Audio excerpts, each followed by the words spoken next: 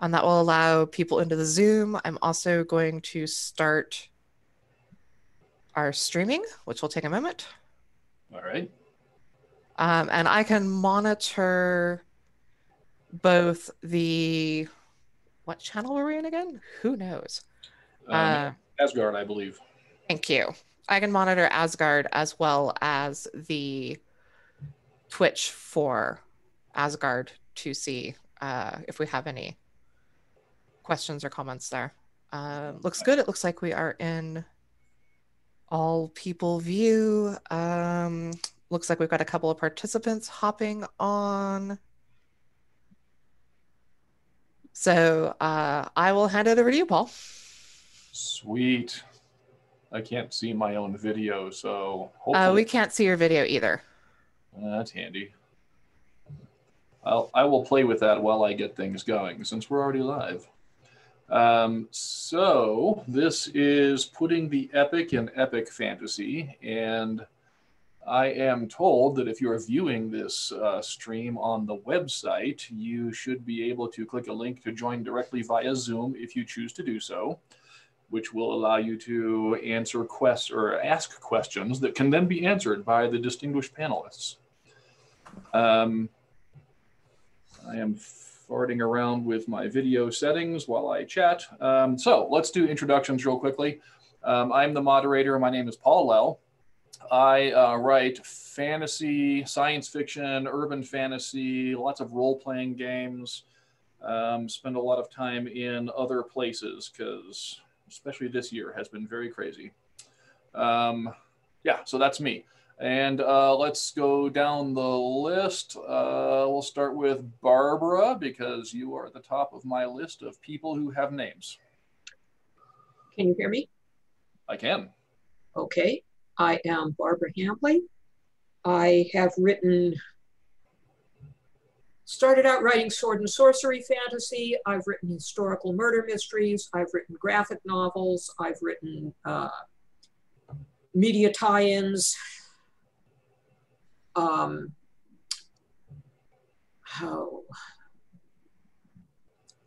My day job is part-time instructor at a community college, and I guess that's what I'm doing here. I started reading epic fantasy with The Lord of the Rings when I was 15. All right. Oh, I see you now, Paul. Yeah, something's going on with my main camera, so we'll get the side view. All right, so that's Barbara. Welcome aboard. Thank you for joining us. And we will move on to Michael. Hi, I'm Michael Slonik. I write fantasy, I write science fiction, I write hard fantasy, I write soft fantasy, I write short, I write long. And I just finished my first fantasy trilogy with the Iron Dragon's Mother, which finishes a trilogy begun with the Iron Dragon's Daughter 25 years ago, which is 6 years more than it took Tolkien to finish his trilogy. He was willing to take shortcuts that I wasn't. It's all about getting there eventually. All right, welcome aboard. And then we'll go to Rebecca.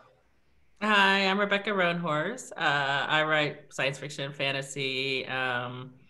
I've won a Hugo, a Nebula, a Locus, and recently an Ignite, the inaugural Ignite Award for Best Short Story. I'm pretty psyched about that. My first novel, Trail of Lightning, won that Locus Award. It was longlisted for the Hugo, or I'm sorry, it was a Hugo and Nebula finalist. Actually, not longlisted, but it was an urban fantasy. So I written my first epic fantasy that just came out 2 weeks ago, and I happen to have a handy copy of it here. It's called Black Sun. I also have it very subtly displayed over my shoulder because I am on book tour. So if that's a little obnoxious, I apologize, but it's set up for all my events. And this epic fantasy is inspired by the civilizations of the pre-Columbia Americas. So it takes a little bit of a detour from what people are normally used to reading when they talk about epic fantasy. And that's about it. Yeah, excited to be here. Cool. Well, welcome aboard. Welcome, everybody. So let's see. We have 9 attendees. Amazing. Everybody else in my list appears to be from con staff, so I don't know that we need to introduce those guys. So having said hello, those of you who are watching in the stream, please feel free to use the Q&A option to ask questions as we dive in, and I'll keep an eye on those. And until we see some of that, let's just get to talking. So looking at my list of provided questions, one of the ones that they suggest is, what is one key element of an epic fantasy? And let's start with Rebecca, since you just introduced yourself, and work our way back up. Oh, one of the key elements. Well, I think scope and scale are really, you know, what to me define what is epic, that put the epic in epic to refer to the title of the panel. Big worlds, you know, big worlds with a weight of history and mythology and civilizations that have existed, that need to feel like they've existed for hundreds, if not thousands of years.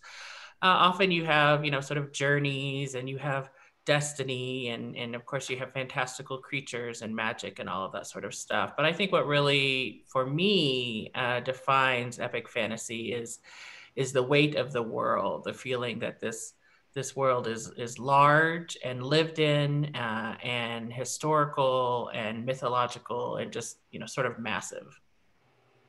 Sure. Yeah. So kind of a sense of, you know, you're not the first person here. It's not the first time that anybody's heard about this. There's just a lot going on, and has been for a while. Yeah, there needs to be a depth there, a depth to your world. Cool. Michael, thoughts? I agree with most of that. I think that epic fantasies are all about the world. Like Lord of the Rings is really about Middle-earth, and George Martin's Song of Ice and Fire is about Westeros. And I think that if it's too much on the character itself, it becomes something else. It becomes a related fantasy. But it's the epic is about the world. The world is the true hero, the secret hero. And for whom the results of whatever's happening really hangs in the balance, right? Like the fate of the world kind of situation. I don't know. Well, partly because George's series isn't done yet, we don't know. The world hangs in it, but you know, they have this great winter every so many years. I'm not sure the fate of the world does hang on whether the White Walkers breach the wall or not. Certainly the shape of the world might be affected, though, right? That's true. I'm personally, I'm kind of opposed to destiny. I really hate destinies and prophecies, especially because they remove free will from the world. Mm-hmm. You know, in Lord of the Rings, Frodo and Sam earn the ending. It is not at all certain that things are going to come out well until they do at the end. And if it had been prophesied that this would happen, that a hobbit would, you know, throw the ring into the fire, then that would have made all the suffering cruel on the part of the writer. And, you know, it's like, we're making this hobbit suffer in order to have this thing that's foretold was going to happen anyway. And Tolkien was never cruel, really. And I really feel strongly about retaining free will. I tend to agree. Okay, we'll get a response from Barbara, and then we'll introduce and get a response from our new attendee. So Barbara, fire away. And the question is kind of what makes the world epic. I think one of the major things about epic fantasy, yes, you must have the feeling that there is a world outside the edge of your frame. That's what drew me about Middle-earth. That's what drew me, that's just about the only thing that drew me about Dune. That's what drew me. I realized when I was a little kid, that drew me about, although they were not epic fantasies, that drew me about the Barsoom series, that drew me about the Oz books, is the feeling that you were in a different world. But I think one of the things that you need about an epic fantasy, not that the fate of the world is hanging in the balance, but that the stakes are very high. Mm. Whatever the stakes are, they're very high. Which is the reason that sometimes I really like epic fantasy, and sometimes I just don't have a taste for it because I don't want to deal with stakes that high. The Hobbit is not epic fantasy. Lord of the Rings is. The Hobbit, the stakes are not real high, which is one reason that it's fun, where it's there and back again. But I think that's one of the, that's why the Iliad is epic. I'm not sure where that puts the Odyssey, because how high are the stakes in the Odyssey? They're pretty high for Odysseus. They're pretty high for Penelope. But other than that, lots of people didn't make it home from that war. Right. But I think that's one of the things about epic fantasy is your stakes are high and they concern much more than the people who are actually going through this stuff. Makes sense. Cool. And we have a new panelist who joined us, SP Sumtao. Go ahead and give yourself an introduction, and then you can respond to the question of what is one key element of epic fantasy. So welcome and fire away. First, am I audible? Yes, you are. Oh, amazing. Okay. So, hello, everybody. I hadn't realized that it was, this panel was at this time because it's midnight here, but it's no big deal. In fact, I only just got a little message from Rose Beatham saying, why aren't you on this panel? So perhaps you could give me a second to get my bearings before launching into a huge definition of all that we mean by the word art. As all of you, as I arrived, you were all sort of defining these very big things. So give me a second. What is the, see, I actually missed the question, you see, so there's that too. Why don't you introduce yourself sometime? Yeah, go ahead and introduce myself. Okay. I would say that I need no introduction, but that might be. but you are epic. Well, that is always the first and greatest question is, who are you?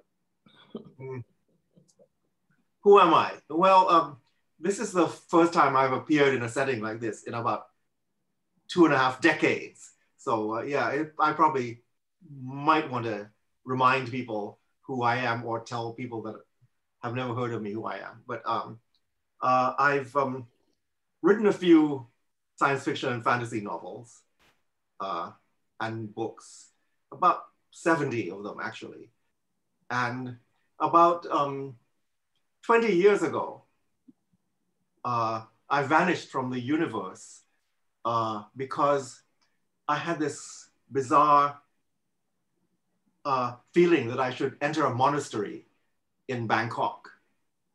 And this happened while I was driving down the Pacific Coast Highway. And that's why I haven't seen any of you. Some of you are my closest friends, but I haven't seen any of you for a long time.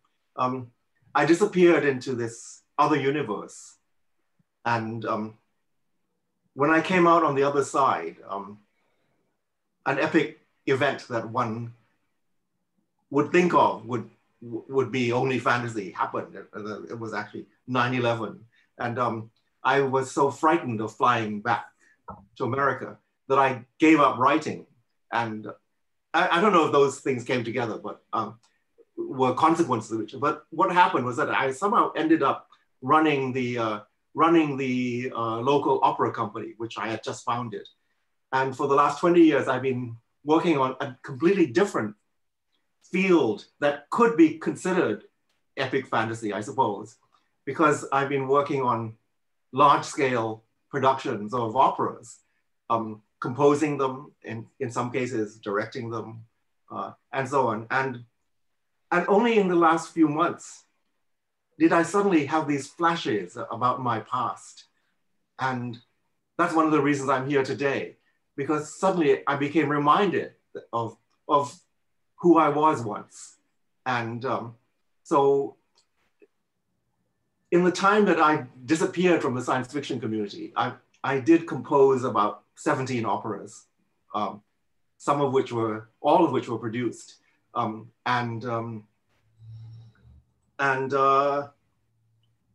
I'm actually writing a novel. I've actually just written a novel, which could be construed as epic fantasy, I suppose. So I guess that's the reason I've been invited to appear on this panel. Now, I'm not sure what great definitions all of you have just sort of enunciated, and I would hate to sort of repeat anything that somebody else has just said. So can I just sort of, oh, hello, Rose. She just sent me a little message here. So if you could just give me a minute to sort of gather my thoughts, I'm sure I'll contribute very meaningfully as soon as I wake up.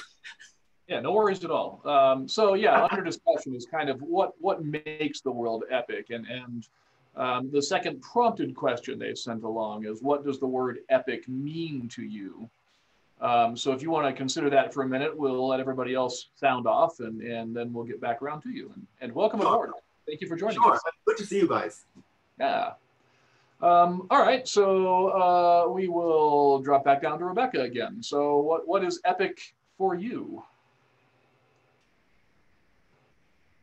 Sorry, I'm getting a refill of my coffee. It's very important at this time of the morning. So my husband's over to the side, like pouring coffee in my cup. Very subtle. So what does epic mean to me? I'm not sure how this really differs from the first question. I think it means when I pick up an epic fantasy book, I have certain expectations. I don't know that I understand the term sort of as granularly as some of my other esteemed panelists. I'm just sort of looking for adventure. I'm looking for a secondary world that sort of sucks me in and takes me on an adventure in a place and a time that's sort of out of time and place. Yeah, I thought it was actually very interesting what Michael said about that epic is more about the world than the characters. Yeah, I don't know that I agree with that. I think that's very interesting. But I've written a character-driven epic fantasy, so I'm trying to sort of balance that in my head about like what that means and where that might fall in terms of what constitutes epic and what that means. I did like what Barbara said, especially about the idea that what's happening in the world, the stakes of the world are larger than what is specifically happening to the characters themselves. So while the characters obviously have an impact on the world, you're following them and their story. It's beyond sort of their interpersonal relationships. It's beyond the things that are happening. The impact of, sort of the ending of the story or what's going on, the stakes are higher than that. So yeah, all of that stuff is my answer. I'm not sure that's exactly germane to the question, but yeah. No, I think it's fair, and it is very similar to the original question, but kind of, I guess maybe it's what are you looking for in those stories versus what do you consider epic to be? I guess maybe there could be some difference between the two. So from my perspective, like I guess I grew up on all of these stories. I grew up reading Shannara and C.S. Lewis and the Lord of the Rings, and so to me, kind of everything has always been epic, I guess. When I run games, for example, like I tend to do a lot of sandboxy homebrew stuff, and my writing, I guess, is very similar because Like I build these huge worlds with cities and politics and socioeconomic climates and things going on. And, you know, I decide how all of that functions, how do the politics function, what is the order of succession for one government versus another, and, you know, what are the sorts of things that could weigh on that one way or another. And then you throw in some sort of catalyst, right? Something has changed, something is different, and it means everything could change as a result. And then you throw the characters in and then flesh the characters out and say, okay, now how do these people respond to that situation? You know, what is it that they're going to do to try and make sure that either the world doesn't change or that it changes in a way that's favorable to whatever outcomes they're trying to see. And you know, whether they're a protagonist and they want to make sure it's the best possible outcome for everybody, or they're maybe an antagonist or an anti-hero, and so they're a little bit more concerned about what comes out the other side and how it affects them specifically versus themselves and their people or everybody or whatever. It kind of reminds me a little bit of I don't know if you guys are Star Wars fans. Probably not. I don't know that's happening around here, but hey, I wrote a Star Wars. Come on now. Best Star Wars movie I've ever seen is season 7 of the Clone Wars cartoon. Yes. And Darth Maul in there, you know, as soon as he figures out really what's going on, he starts making plans. Like, here's this epic thing happening. And I just figured out finally where everything's going to fall. And so he immediately goes to, how do I manipulate the situation so I get the best possible outcome for myself and set up my new fiefdom and you know, come out the other side with control and resources and power. You know, all of that stuff feels really epic. And that's the kind of stuff that I look for in a world is, you know, yeah, the world is huge and it's the main character, but then you have these people that you're following through that world, and how do they get where they want to go through whatever's happening. So that's me rambling. Rebecca, how do you feel about things? Oh, do you mean me again? Oh, I'm sorry. All my names moved. Dang it. I'm bad with names. Michael. Okay, I think one thing that an epic has is a large cast of characters. Sure. And I tend to judge that a lot by are all the characters engaged in their own stories, which are necessarily different from that of the protagonist, if you have a central protagonist. Getting back to Gur again, as we used to refer to George R.R. Martin back in the day, it's most obvious in his series. Like, everybody is often having an entirely different adventure and hating it. So that I think makes it that aspect more obvious. But I really think that's central. The idea that everybody is having a different adventure within the same framework. Sure.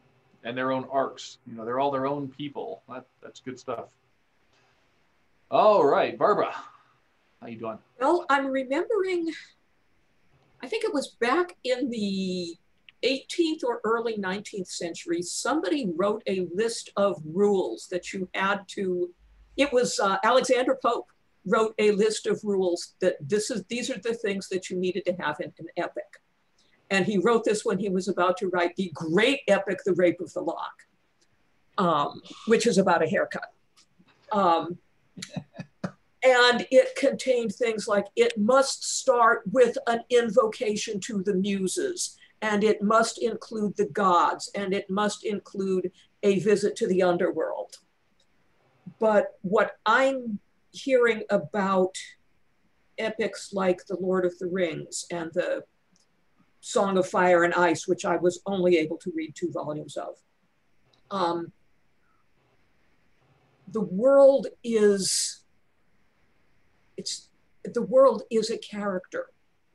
It's about the world as much as it is about Sam being in love with Rosie, but it's what it's really about is that the individual can affect the fate of the world. And I think that's why The Lord of the Rings really works after all these years, is it's an individual can affect the fate of the world. And I have read portions of things that were clearly intended to be epics. And I still remember one of them. It started out with like 3 chapters concerning the world, starting out with the geology. And my feeling was, yes, this is supposed to be an epic, but you start telling me about a person, or I don't give a crap. You know, start out with telling me about a birthday party. Why should I care whether this world blows up or not? It's what Michael was saying, you know, tell me that, and then you've got me. One of the things I've noticed about many epics is at least part of the time they concern group interaction. They concern a quest group. Yes, in the Odyssey, most of poor Mr. Odysseus's quest group gets killed off, but you don't really care about them anyway. You don't care whether Eurybates gets home. But the ones that work for me are the ones that deal with a quest group. What is the relationship between Dorothy and the Scarecrow? What is the relationship between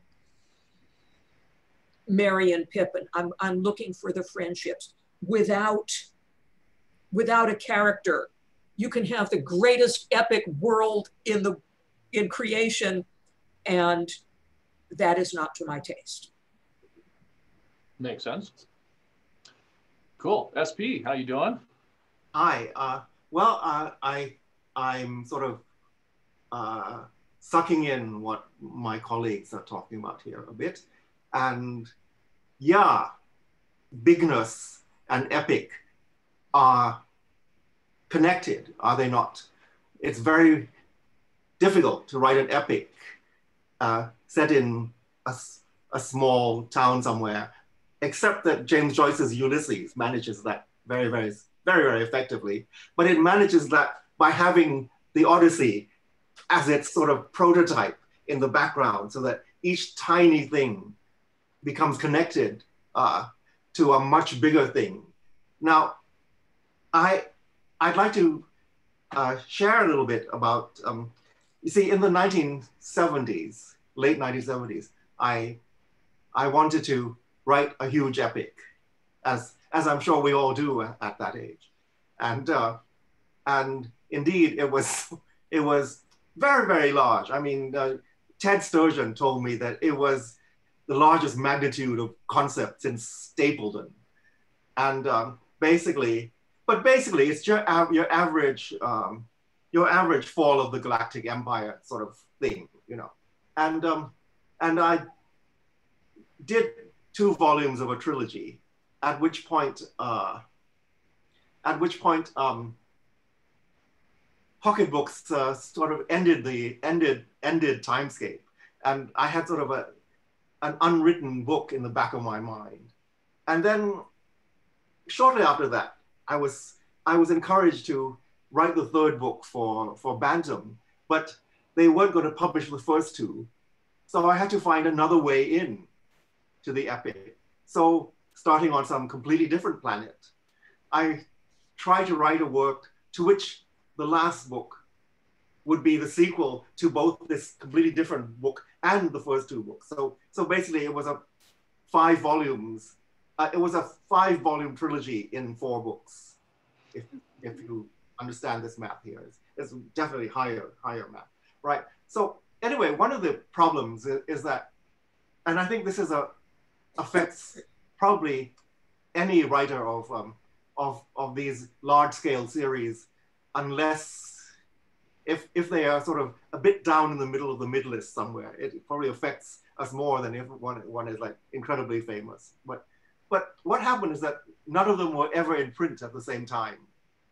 And because of that, it was very hard to get a handle on these complex arcs. And you know, Barbara is completely right, you know, that it can be the fall of the universe and all that stuff. But in the end, it's got to depend on like somebody has to sort of end up as one person saving or destroying or whatever, because that seems to be the trope of this kind of story. And the arc that it goes through, it ends up with that one person doing the pivotal thing that changes everything. And so I had done those 4 volumes, but I kept getting letters from people saying, you know, you should do more. And I had like hundreds of pages of notes about languages and things like that. And this was, although Tolkien had done it, of course, there wasn't, the word conlang wasn't even used in that period. So now, you know, everybody has one. But and you know, I have I was lying around in my office. Here's like endless notes about a language, and to some extent, like Tolkien, I mean, having gone to the trouble of inventing this language, I wish that more people would speak it. You know, getting the odd letter from somebody who was really into linguistics, you know, saying, is this the subjunctive or not? You know, yeah, every 3 years somebody would actually analyze this and ask me a question like. And so that didn't really do it because it wasn't being spoken by any actual people. It was all sort of a construct. But I had already done the fall of the entire galaxy and all that in those 4 books. So I think one of the point I'm trying to make now is that if you have an epic fantasy universe, it must be one that 30 years later you could revisit and you could still tell a completely different story that would still connect with things. And I think that's one of the universe has got to have so much sort of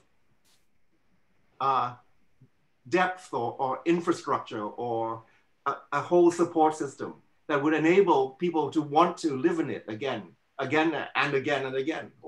Now I don't know if this is working or not, because the first thing that I did when I went back to the series, I pulled one character out of, in order to tell a new backstory about this character. And one of the first things that I did was get his childhood in completely the wrong place because I had forgotten. and I thought, well, this is a really great story, but this character didn't do this. So I had to create a way of making it still work. Wow. So basically I had to explain why there were 2 of the same character. And eventually it became a sort of MacGuffin of its own. So I was able to actually have a 3rd one of the same character as well. So this is sort of a new, well, all I'm saying really is that I had to find an entree into this universe that was 30 years old, and I had forgotten a lot about it, even though certain images were still sort of crystal clear. And that was part of the excitement of it for me. If that the world was large enough to tell new stories in, and the fact that I was getting some of it wrong, in a way, sort of made it richer because it was now the sort of Rashomon theory of writing a story where everybody had a different memory of the same event. You see. That's pretty epic. I love going back into some of my older worlds and trying to tell them. I get the same thing. Like I have to relearn, you know, what was where and when did such and such happen. And, you know, with my first 5-book series, I actually had to have a guy who was separate from me as a viewer to create timelines of things and when events happened and stuff. So even that stuff I could go get straight.